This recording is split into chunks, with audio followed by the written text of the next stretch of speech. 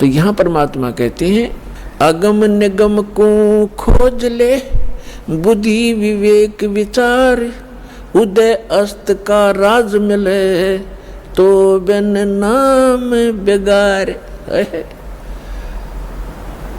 कितना सटीक उदाहरण दिया है परमात्मा ने कि जरा सा बुद्धि से काम ले मानो, अगम निगम को खोज ले, अपने भविष्य को विचार कर, और बुद्धि विवेक विचार, उदय अस्त का राज मिले, तो वे नाम बेगार। यदि पृथ्वी पति बन जावे, उदय यानी जहाँ से सूर्य उदय होता है और अस्त होता है, अर्थात पूरी पृथ्वी पर जिसका शासन हो, उसको उदय अस्त का राजा कहते हैं। उदय अस्त का राज्य मिले तो बिन नाम बेगार।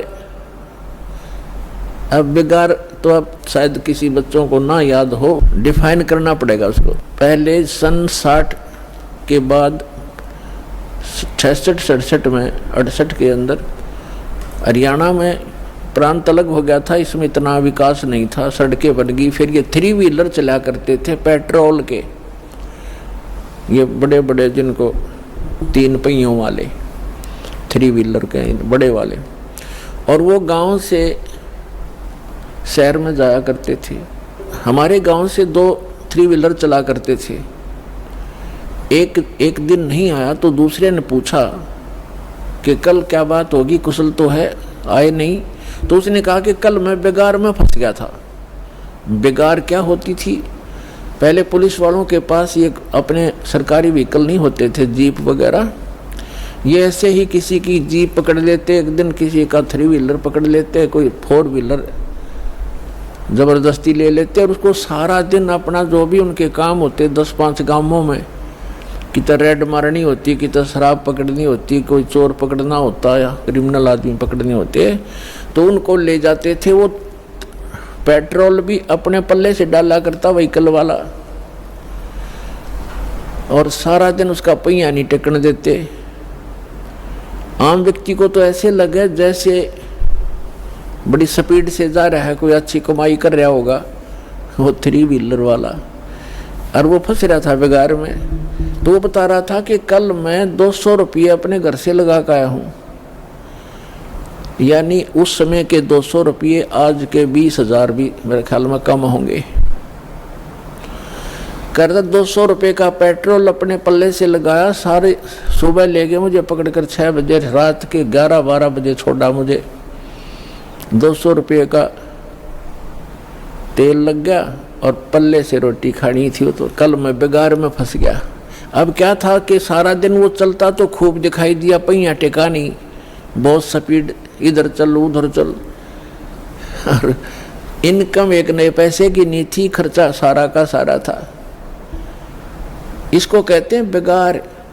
तो जो राजा लोग या सेठ या अन्य कोई भी व्यक्ति समझो, अब जब राजा को ही इसलिए लिया जाता है, बाकी अन्य नागरिक तो अपने आप अपने औकात से परिचित हो जाते हैं। जब राजा भी जो भक्ति नहीं करता, वो भी बिगाड़ कर रहा है, तो आम व्यक्ति भी उससे अपनी तुलना कर सकता है कि जो भक्ति नहीं करता और केवल माया जोड़न में लाग रहा है, तो वो राजा पूर्व जन्म की जो पुण्य कर्मों की कमाई थी, उसके आधार से, उस पूंजी से उसके खूब ठाठ बाट दिखाई देते हैं, जय जयकार हो रही है, जहाँ जाते हैं माला डालने वाले और जयकार करने वाले हैं, बैंड बाजा बजाने वाले खूब हैं उसके आगे पीछे।